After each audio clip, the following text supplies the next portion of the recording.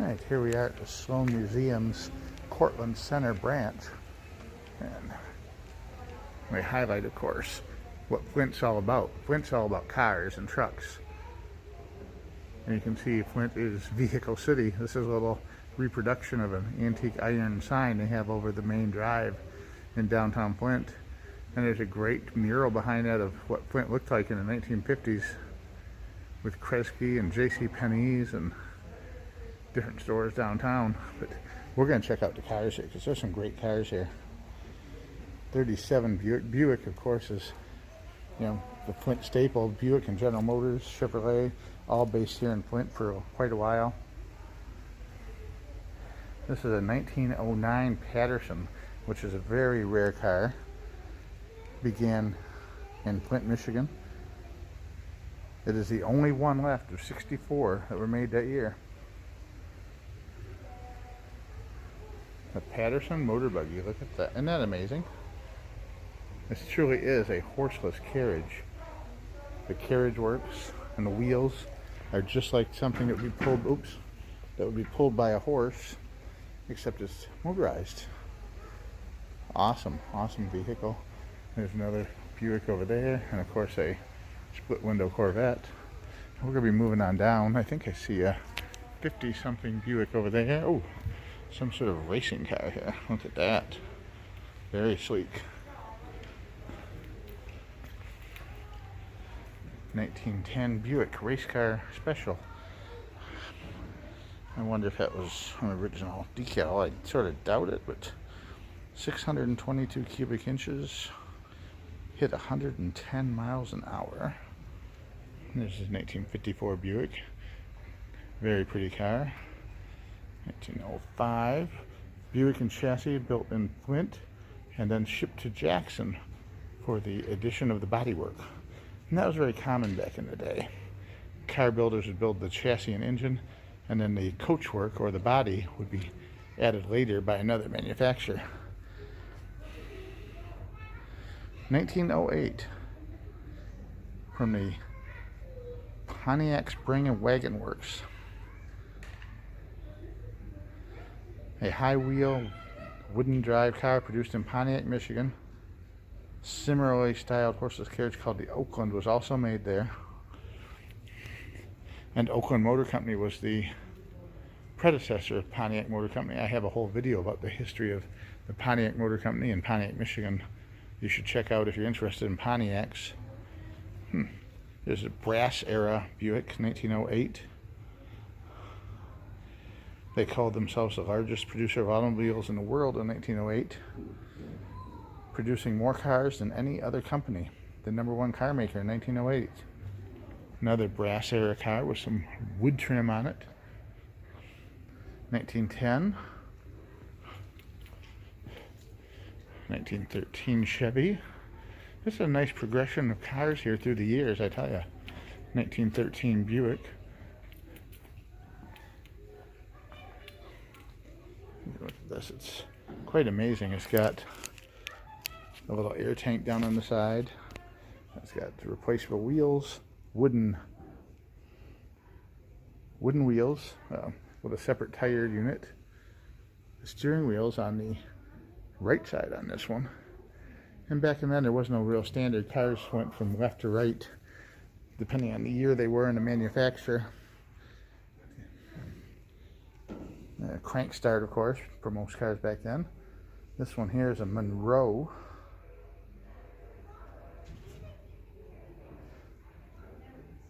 Joint venture between Mr. Monroe and William Durant, president of Chevrolet. The Monroe Company ended up moving to Pontiac and built 7,000 cars. I've never heard of the Monroe before. I'm unaware where their facilities were in Pontiac, but it's an awesome car. Kind of cute little two-door buggy.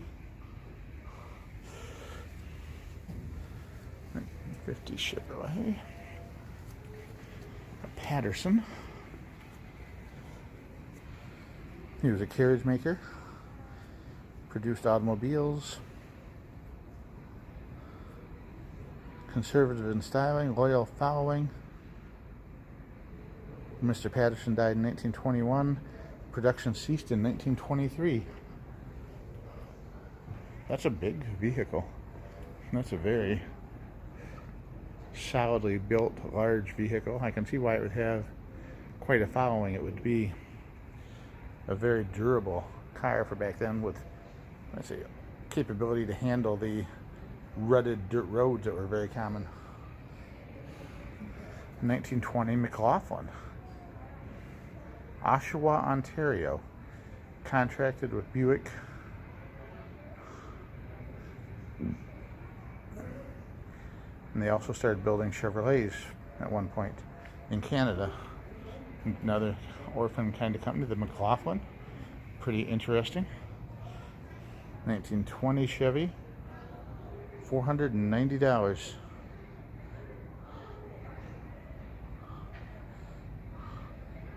In 1916. By 1920, it raised to $810. A Dort. Okay, you don't see very many of these. Dort automobiles were 4-cylinder engines until 23, and when a 6-cylinder was added, this cost $1,100 in 1920. That was quite a handsome sum of money compared to the $800 for a Chevy. There are not a lot of Dort automobiles left, but Dort is certainly a huge name here in Flint. That's a impressive car too, kind of like a little luxury limousine almost, the way it's laid out. A 1925 Chevrolet and a 1925 Buick. If we look at the two, we see the Chevrolet and the Buick, and the Buick's definitely a little bit bigger, a little bit fancier, probably more features. There's another orphan car, the Flint. General Motors founder William Durant was forced out of control of General Motors and started another company, intended the Flint Motor Car Company to be a direct competitor to Buick. The production of the Flint automobile began in Long Island, New York. In 1924, moved to Elizabeth, New Jersey, and a newly built factory on Flint's south side. But the Flint brand certainly didn't last very long. But this is William Durant's little go at starting his own company when he was forced out of control of General Motors. And that's a nice looking car too for back in the day. I would see that would be a pretty cool vehicle. 32 Chevy. That's when cars really started to take on a more fashionable look. Look at the side of that. Isn't that something? It's got tons of chrome, painted wheels, side louvers, little lights up there, double windshield wipers, a convertible top with a rumble seat. This would be a direct competitor to Ford's 1932 Model A Roadster, a rumble seat coupe.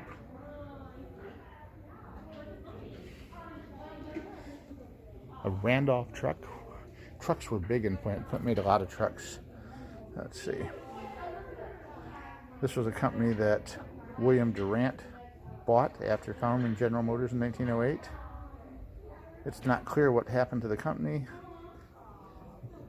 After a restructuring, GM started selling off many of its subsidiaries. The assets of the company were dispersed in 1913. Chain drive. And my dad worked in the construction business. He said that even in the early 1960s, or late 50s, early 60s, they were still using chain drive trucks on some of the jobs. Here's a Flint truck. We already talked about the Flint Motor Car Company, a division of the Dort and Durant Carriage Company.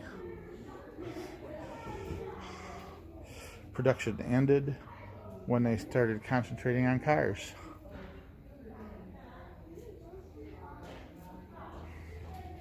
Let's see what we got here. A fuel delivery truck. A Mason. Mason trucks were produced on a plant on Kersley Street in the early 20s. This vehicle was found in a field south of Flint. converted into a dump truck, but restored to its original form after acquisition by the museum in 1991. Mason. Can't be many of these left around. Oh man, it's got that front on it similar to the front of that truck in the Indiana Jones movie where he's hanging off the front holding on to the metal rack and it starts bending and he goes underneath. That's very similar to those bars there on the front of that, don't you think? Oh, and this is my favorite kind of truck from back in the 1930s. The cab over with the snub nose. These are just so cool, I think. Look at the lines on it. Isn't that great?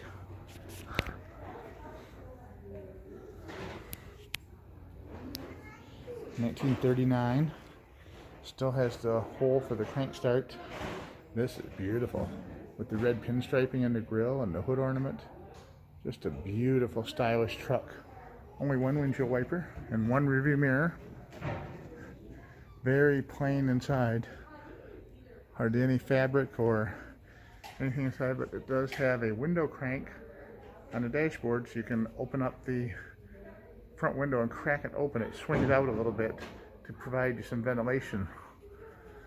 Pretty interesting vehicle. I'm sure if we could see inside, it may or may not have a heater.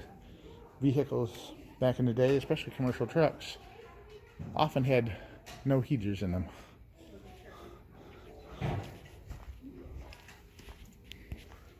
Here's everybody's favorite, the Chevy Corvette. General Motors economy car, an answer to the Arab oil embargo. Probably around 1976, I'm thinking, 77. A Buick Grand National. Oh, the car that made Ralph Nader famous, the Chevy Corvette.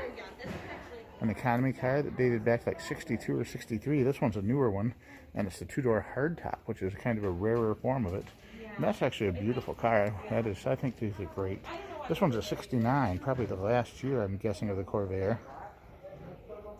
They only sold 3,000 of them that year. This one was purchased by the director of General Motors. He said it was one of the best cars GM ever built. And that is a very nice looking car. This is the 100 million GM vehicle from 1967 Chevy Caprice in beautiful ice blue with a blue vinyl and cloth interior combination. That is indeed a lovely vehicle. Top seller of 1967. An optional 8-track player and power door locks. This 100 millionth vehicle was completed at Janesville, Wisconsin. Nantucket Blue.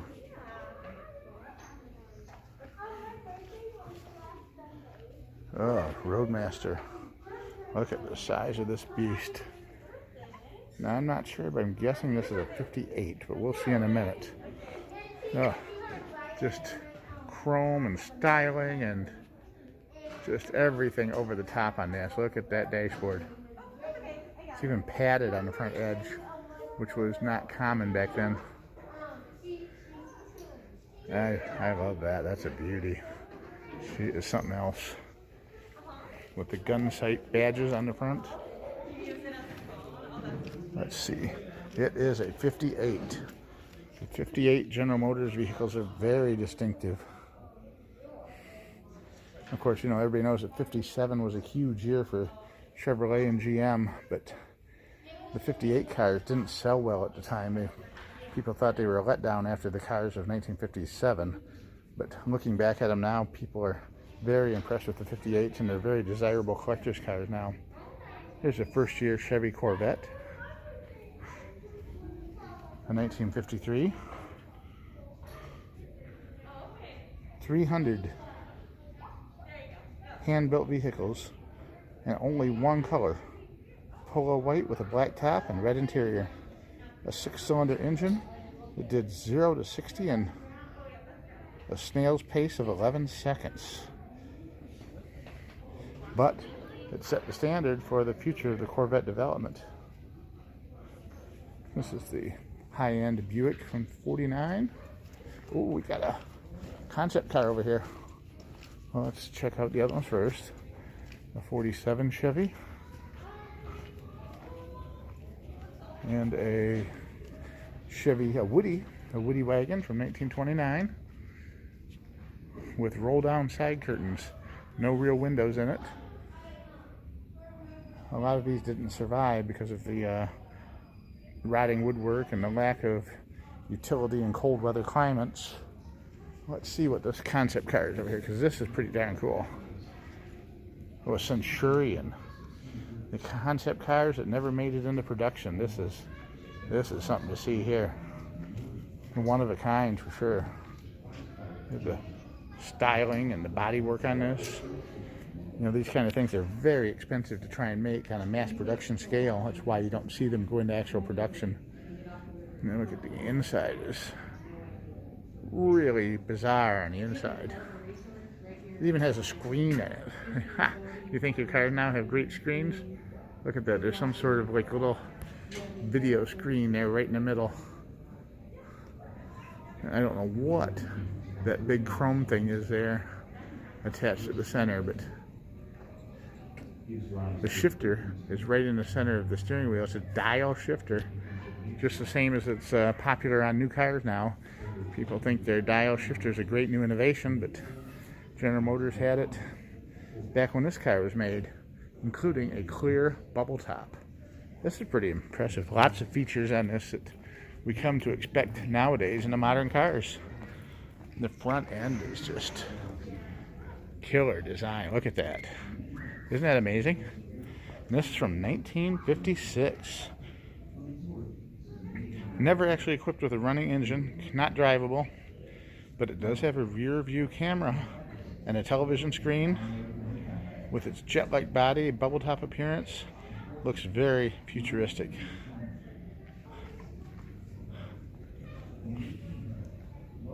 That is just amazing.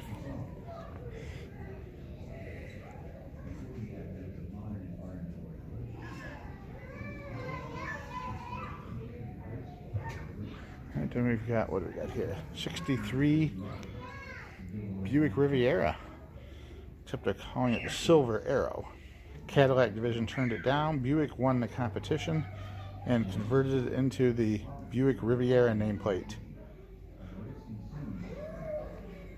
Bill Mitchell enjoyed driving this car regularly. The roof was lowered 2 inches and a special interior was trimmed in silver leather. So this is really just a special edition of the first year Riviera. Look at those hubcaps. A lowered roof line and custom silver leather interior. Let's see. The 50th anniversary Buick 1953 Skylark. Built 1,690 of them. It was the only 53 not to have bullet hole ports in the side. But it certainly is a beauty. Certainly is a beauty. Take a good look down the side here. That's. Well, I hope you enjoyed this little trip through the Sloan Museum car exhibit here at the Courtland Center in Flint, Michigan. They also have a special exhibit going on behind the wall here. It's called the Treasure Exhibit, of things that have been found, treasure hunting, metal detecting, that sort of thing. And we're not going to go in that today, but oh, we got a display engine here showing. There's the carburetor and intake. Here's the valve train assembly, and let's see, what do we got here? I'm guessing this might be the water pump. I'm guessing this is the water pump here. You got spark plugs, push rods.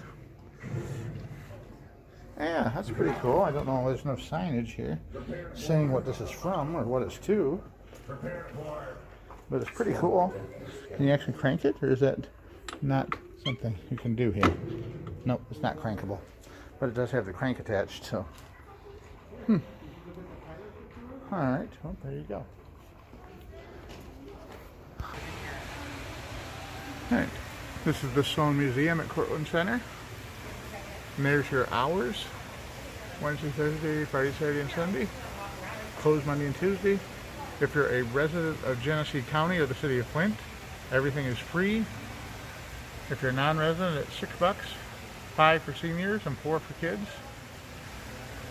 If you have a special traveling exhibit inside, which they do right now, that is $3. It's extra to see the traveling exhibit.